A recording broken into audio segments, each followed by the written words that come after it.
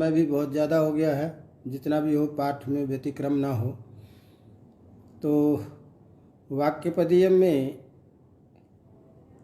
अभी तक कल अपन चर्चा कर रहे थे कि जो हमारा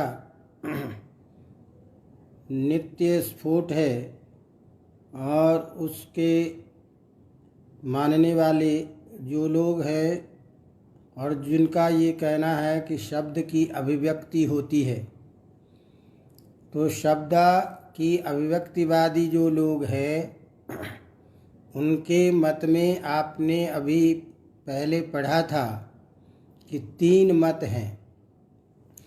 स्फोट की अभिव्यक्ति होती है, इस मत में जो 3 वाद उपस्थापित किए गए थे पहले,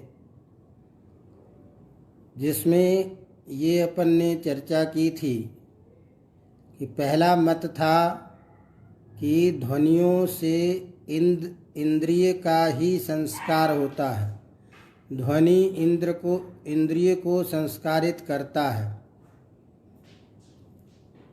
दूसरा मत था कि नहीं, इंद्रिय का संस्कार नहीं होता, शब्द का संस्कार होता है। तीसरा मत था कि इंद्रिय और शब्द दोनों का संस्कार होता है। इस तरह से शब्द के अभिव्यक्ति को मानने वाले जो नित्य शब्दवादी हैं, जो शब्द के स्वरूप को नित्य मानते हैं, उन्होंने शब्द की अभिव्यक्ति के विषय में 3 वाद बताए थे कि शब्द की अभिव्यक्ति जो होती है तो कैसे होती है। उसका अभिव्यंजक तो ध्वनि है, लेकिन ध्वनि शब्द को कैसे अभिव्यक्त करता है, किस तरह से वह ध्वनि शब्द को बाहर निकालता है और लोगों में बोध होता है, तो उसकी प्रक्रिया को बताते हुए कहा था कि किसी का मत था कि ध्वनि जो है इंद्रिय को संस्कारित करता है, इंद्रिय में इस प्रकार का एक विशेष संस्कार उत्पन्न करता है जिससे इंद्रिय उस शब्द को ग्रहण करता है। किसी ने कहा था कि नहीं, इंद्रिय का संस्कार नहीं होता है, शब्द का संस्कार होता है। जो शब्द नित्य शब्द अक्रम वाला है, उसको वर्ण क्रम आदि के रूप में सजा करके, क्रम के रूप में रख करके और उसको अभिव्यक्त करता है। इसीलिए जब शब्द संस्कारित होता है, वही संस्कारित शब्द अर्थबोध करता है। तो इस तरह से दूसरा मत था कि शब्द का संस्कार होता है। तीसरा मत था कि नहीं, दोनों का संस्कार होता है। संस्कारित शब्द ही संस्कारित इंद्रियों के द्वारा परश्रवण ग्राह्य जब होता है तो वो अर्थ का बोधक होता है। ये पक्ष अपन ने पढ़ लिया था। तो जैसे शब्द की अभिव्यक्ति के बारे में 3 ये मत चले हैं, उसी तरह से ध्वनि का जो ग्रहण होता है, ध्वनि का जो बोध होता है, उस विषय में भी अभिव्यक्तिवादियों के 3 मत हैं। ध्वनि के ग्रहण करने के भी प्रक्रिया जो है, उस प्रक्रिया में भी 3 मत दिखाई देते हैं। तो पहले तो था शब्द की अभिव्यक्ति में 3 मत अभिव्यक्तिवादियों का। आज हम चर्चा करेंगे कि ध्वनि का जो ग्रहण होता है, उस ग्रहण होने की प्रक्रिया में भी 3 मत हैं। थोड़ा सा पहले मैं आपको समझा दूं ताकि कारिका समझ में आ जाए। आज हम किसकी चर्चा कर रहे हैं? ध्वनि का जो ग्रहण होता है, ध्वनि का जो बोध होता है, उस ध्वनि के बोध की भी एक प्रक्रिया है, ध्वनि के ग्रहण करने की प्रक्रिया है। तो अभिव्यक्तिवादी जो लोग हैं, जो शब्द को नित्य मानते हैं, ऐसे अभिव्यक्तिवादी के मत में जैसे नित्य स्फोट शब्द की अभिव्यक्ति के 3 वाद थे, उसी तरह से ध्वनि के ग्रहण के विषय में भी उनके 3 मत हैं। तो पहला तो इसमें मत एक ये है कि यह जो ध्वनि है, स्फोट और ध्वनि, प्राकृत ध्वनि, इन ध्वनि का अलग अलग ग्रहण नहीं होता है। माने और स्फोट दोनों का ग्रहण एक साथ होता है, दोनों का ज्ञान एक रूप में होता है, अभिन्न रूप में। तो ध्वनि और स्फोट शब्द, इन दोनों का ग्रहण एक साथ होता है। अलग से स्फोट का, शब्द का, या अलग से ध्वनि का ग्रहण नहीं होता। ध्वनि और स्फोट का ग्रहण एक साथ होता है। ये एक मत है। किसी का कहना है कि नहीं, ये ध्वनि जो है ये संवेद्य नहीं है, ध्वनि असंवेद्य है, माने ध्वनि अज्ञेय है। इसीलिए इस अज्ञेय ध्वनि का बोध प्रत्यक्ष रूप से नहीं होता है, अनुमान के द्वारा होता है। तो इस मत के द्वारा, इस मत में ध्वनि जो है उसका पृथक ग्रहण न हो करके केवल ध्वनि से व्याप्त या ध्वनि के रूप में जो मिला हुआ है स्वरूप, उस स्फोट मात्र का ही ग्रहण होता है, ध्वनि का ग्रहण नहीं होता है। तो ध्वनि से मिश्रित स्फोट का ही ग्रहण होता है और ध्वनि का ज्ञान अनुमान के द्वारा होता है। तो ये दो मत हैं। तीसरा मत है कि नहीं, तीसरे मत में ये कहना है कि अव्यक्त जो शब्द है जहाँ, वहाँ तो ध्वनि का ग्रहण होता है, और जहाँ शब्द व्यक्त रूप में होता है वहाँ शब्द का ग्रहण होता है। तो इस तीसरे मत में ध्वनि का ग्रहण होता है, लेकिन अव्यक्त स्थल में ही, व्यक्त स्थल में शब्द का ही ग्रहण होता है। तो इस तरह से ध्वनि के ग्रहण के विषय में भी अभिव्यक्तिवादियों के मत में तीन मत प्रचलित हैं। किसी के मत में ध्वनि और स्फोट दोनों का एक साथ ग्रहण होता है, किसी के मत में ध्वनि से मिश्रित केवल शब्द का ही ग्रहण होता है, और किसी के मत में अव्यक्त ध्वनि का ग्रहण होता है और व्यक्त शब्द का ग्रहण होता है। ये तीन मत है। इन्हीं तीनों मतों को बताने के लिए आगे की कारिका प्रस्तुत है। अवगतम, ये क्यों कहना पड़ा? क्योंकि अपना जो प्रसंग चल रहा था कि शब्द की अभिव्यक्ति कैसे होती है, उसी तरह से यह एक बोध का विषय होता है कि ध्वनि का ग्रहण किस रूप में होता है। तो इसीलिए शब्द के प्रक्रिया के बाद तुरंत ध्वनि के ग्रहण की प्रक्रिया को बता रहे हैं, और उसको बताते हुए कारिका कहते हैं स्फोटा रूपा विभागेन। ध्यान रखना क्या कहते हैं?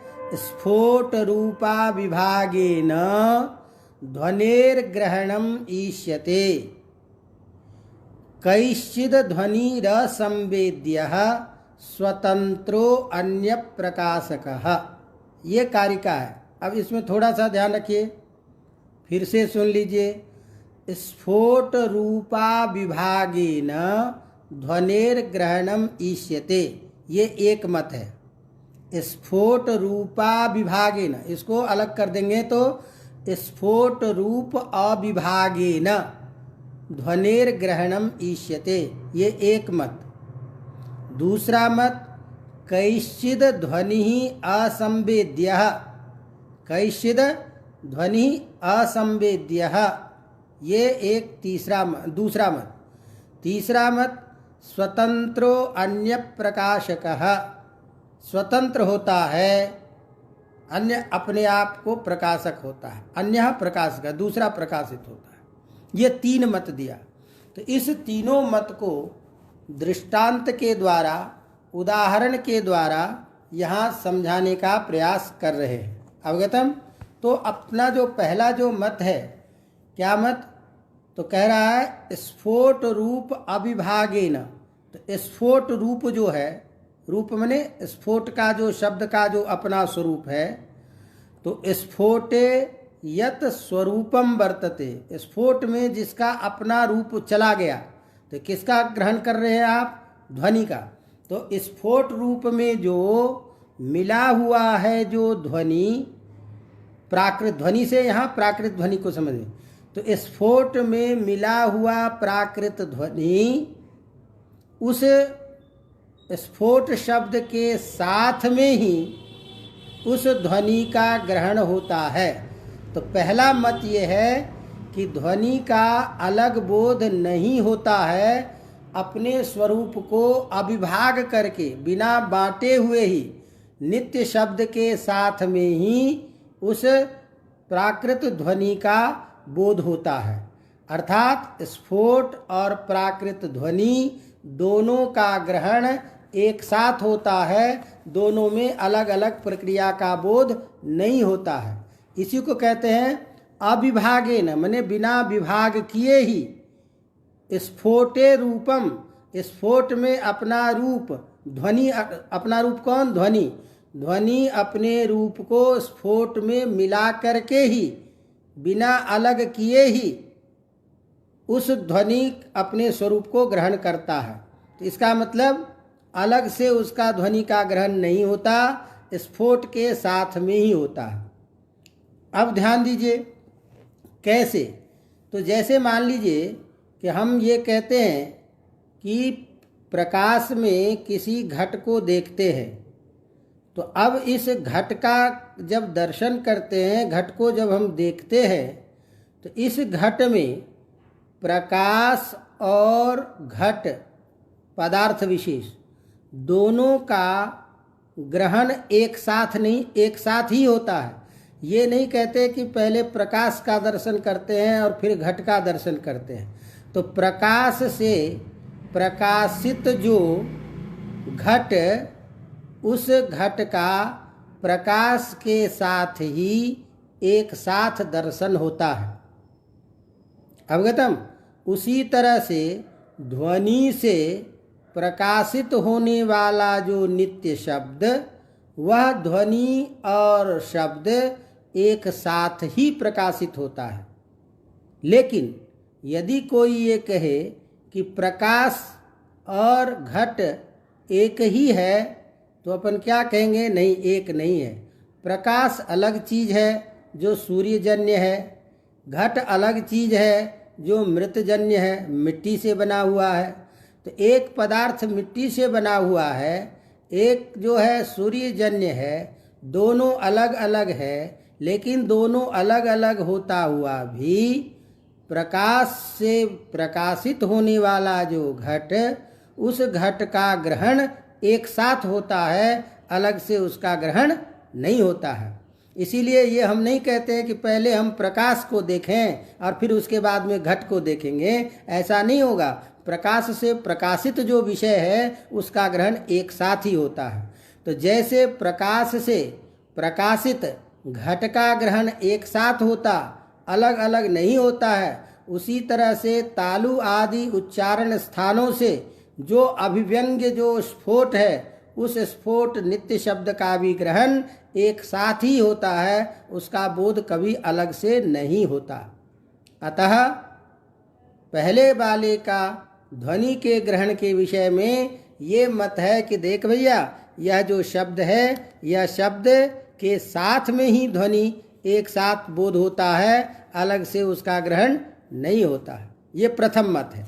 इसी मत को कहे कि स्फोट रूप अविभागे न, तो अभिन्नतया एव स्फोटे ध्वनेः स्वरूपस्य बोधकत्वात्। क्योंकि ध्वनि अपने रूप को स्फोट रूप शब्द में ही मिला दिया है, तो मिला हुआ जो ध्वनि का जो अपना स्वरूप है, वो उस स्फोट शब्द के साथ में ही प्रकाशित होता है, व्यंजक होता है।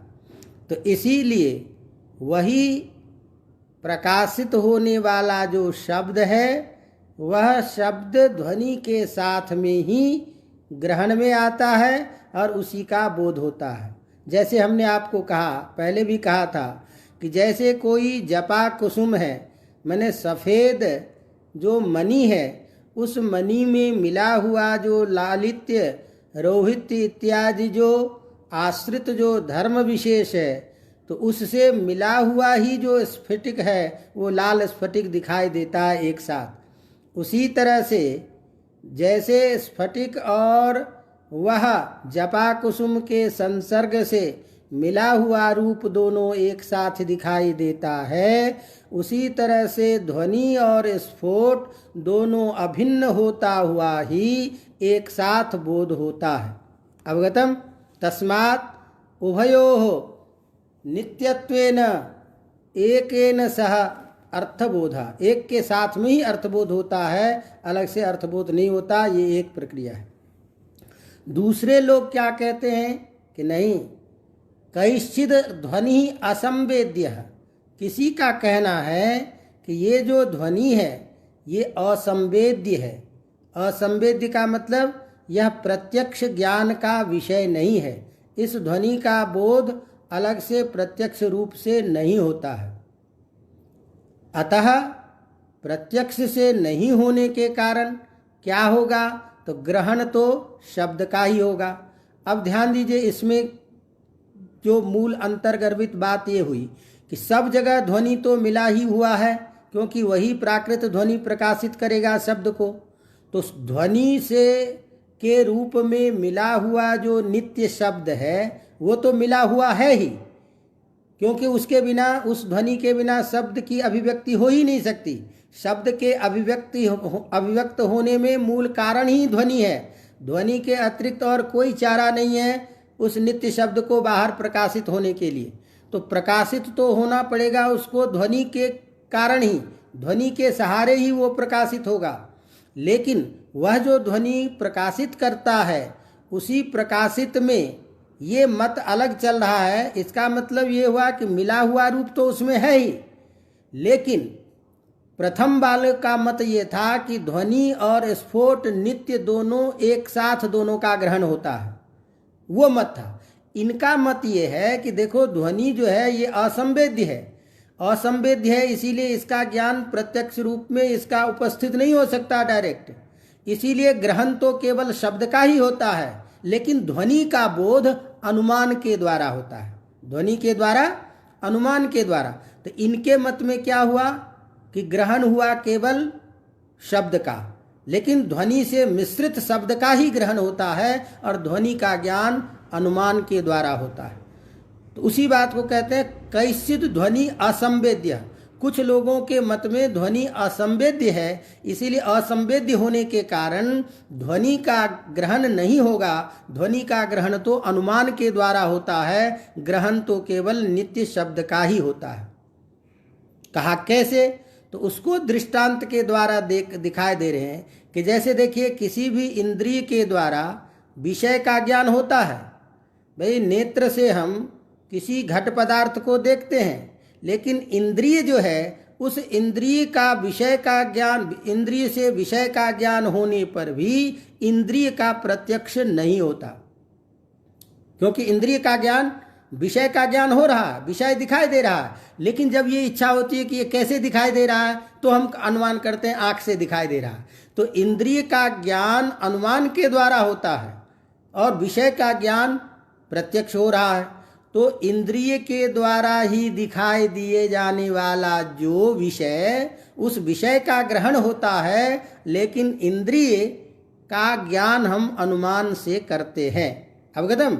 क्योंकि जब ये जिज्ञासा होगी कि इसका ज्ञान कैसे हो रहा है, इसकी प्रतीति कैसे हो रही है, तो कहते हैं आंख इंद्रिय से देख रहा है इसीलिए प्रतीति हो रही है। यहाँ गंध है, इस गंध की प्रतीति हो रही है, लेकिन गंध की प्रतीति कैसे हो रही है, तो घ्राणजन्य इंद्रिय से हो रही है। तो घ्राणजन्य इंद्रिय जो है ये इसके प्रत्यक्ष के स्वरूप में विषय को बोध कराने में तो उसका ग्रहण होता है, लेकिन स्वयं का ज्ञान अनुमान के द्वारा होता। तस्मात् किसी का कहना है कि बिल्कुल ठीक इसी तरह से स्फोट की तो प्रतीति होती है, स्फोट का तो ग्रहण हो जाता है, लेकिन स्फोट का ग्रहण होने के बाद यह स्फोट कैसे ग्रहण हो रहा है, किससे ग्रहण हो रहा है, इस बात के द्वारा, अनुमान के द्वारा अप्रत्यक्ष ध्वनि का अनुमान हम करते हैं। तो इस तरह यह ध्वनि का ग्रहण पृथक रूप से सम्मिश्रित शब्द के साथ में होता हुआ भी शब्द मात्र का ही ग्रहण होता है, ध्वनि का ग्रहण नहीं होता है, ये दूसरा मत है। अवगतम। तीसरा जो मत है वो कहता है स्वतंत्रो अन्य प्रकाशकः, अन्यः स्वतंत्रः प्रकाशकः, अर्थात यह जो है अन्य प्रकाशित होता है और दूसरा क्या कहा, स्वतंत्र है। तो दो चीजें इसमें दिया।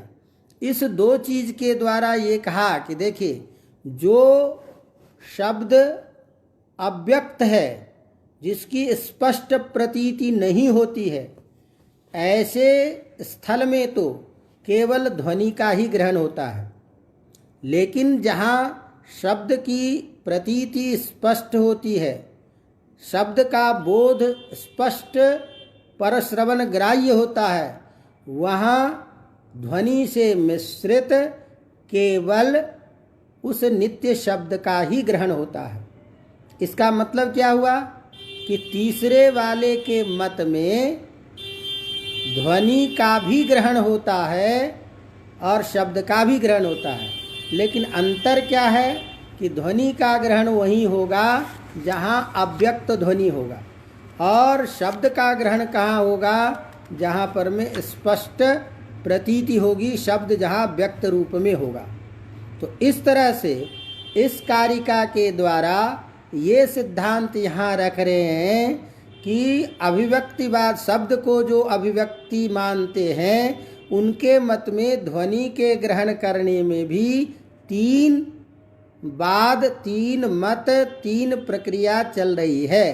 पहले वाले के मत में ध्वनि और नित्य स्फोट दोनों का ग्रहण होता, दूसरे के मत में केवल शब्द का ग्रहण होता, ध्वनि का ज्ञान अनुमान के द्वारा होता, तीसरे के मत में अव्यक्त ध्वनि का ग्रहण होता और व्यक्त रूप में शब्द का ग्रहण होता है।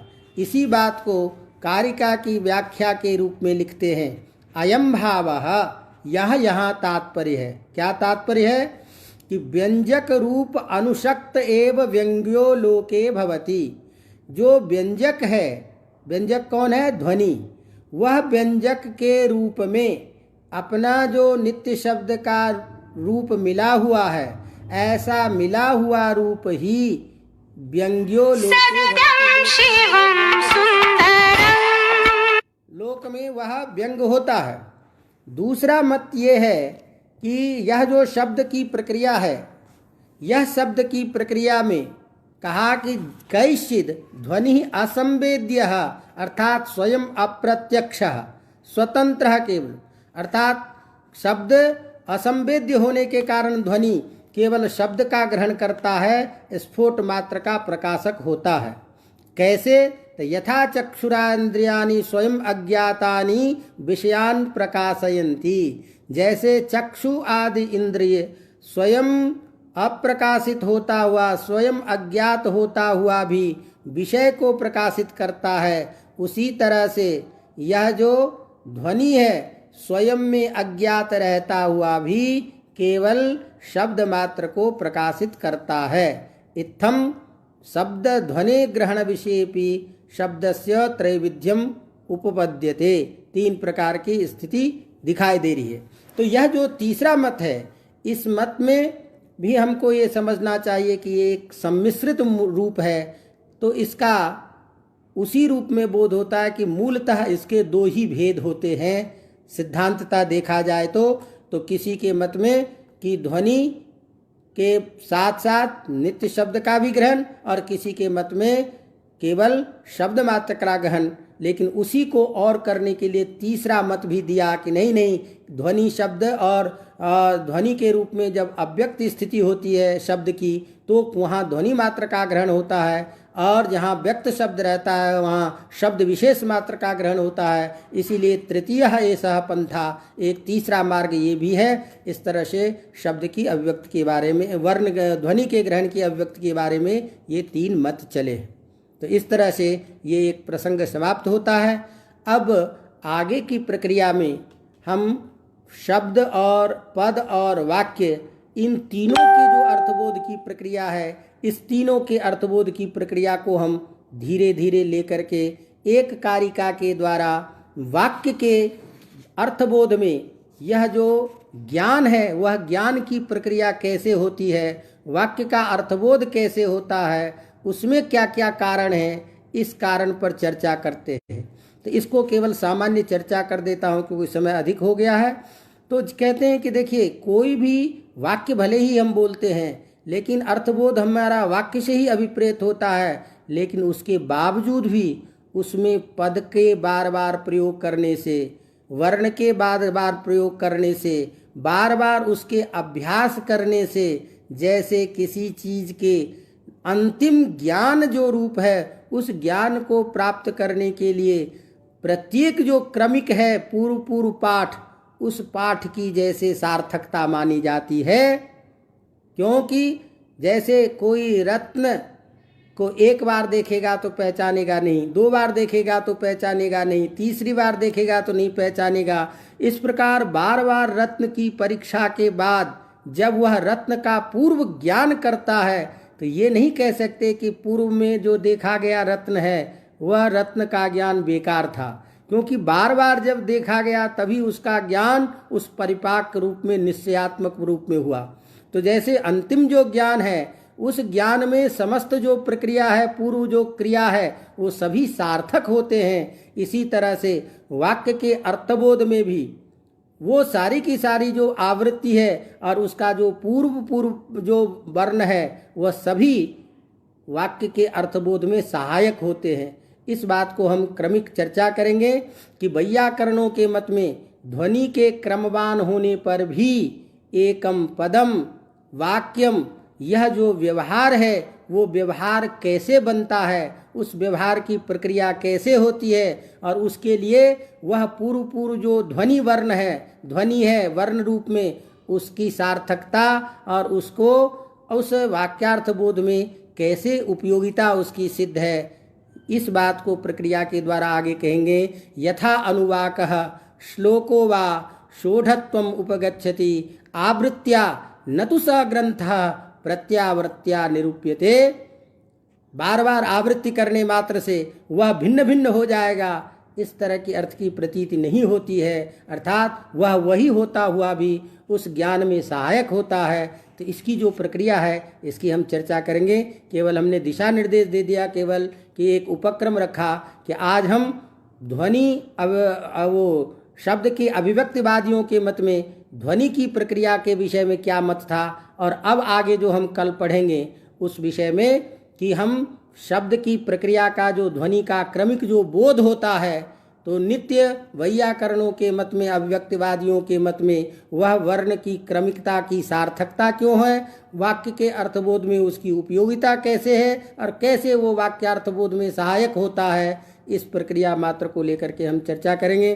चूँकि आज समय बहुत हो गया, हम पहले से भी विलंब थे और कुछ बाद का कार्यक्रम निश्चित है, इसीलिए मैं क्षमापूर्वक आज इस कक्षा को यहीं विराम देता हूँ। पाठ में व्यतिक्रम न हो इसीलिए मैंने एक श्लोक की व्याख्या की है। अब शेष चर्चा कल करेंगे। धन्यवाद।